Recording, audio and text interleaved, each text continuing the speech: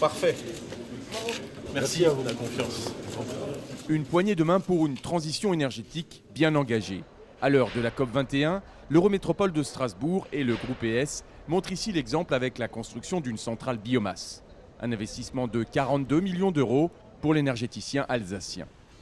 C'est un projet qui marque le virage clair qu'a décidé de prendre le groupe ES, de devenir producteur d'énergie renouvelable sur son territoire. C'est un très gros projet, un projet extrêmement important parce qu'il symbolise tout le discours sur la transition énergétique. En l'occurrence, ici il s'agit d'utiliser l'énergie verte locale, les déchets des exploitations forestières des Vosges et de la Forêt Noire, pour alimenter en bois le réseau de chaleur de ce quartier strasbourgeois, l'Esplanade.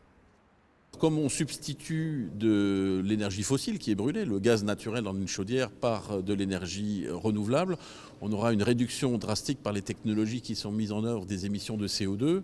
Et ce projet permettra d'économiser 40 000 tonnes de CO2. C'est l'équivalent de la consommation de 25 000 voitures qui circuleraient en ville. Pour les habitants du quartier de l'Esplanade, on parle de 15 000 logements. Cette petite révolution verte permettra aussi de réduire leur facture énergétique. C'est bon pour la facture des Strasbourgeois, c'est à peu près 15% d'économie sur la facture, c'est tout à fait considérable. C'est redonner du pouvoir d'achat à nos concitoyens et c'est leur rendre, après tout, le fruit que nous récoltons à partir des impôts. En France, il existe un nombre limité de centrales urbaines de cette envergure.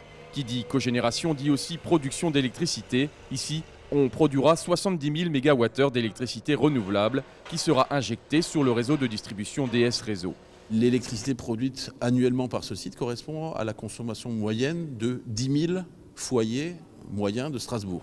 Le groupe ES a privilégié des entreprises locales pour la construction de cette centrale. Après sa mise en service en novembre 2016, l'exploitation en sera confiée à la filiale de services énergétiques du groupe ES. Pas à pas, l'Eurométropole de Strasbourg et le groupe ES font émerger une ville plus propre et plus sûre pour le confort des habitants.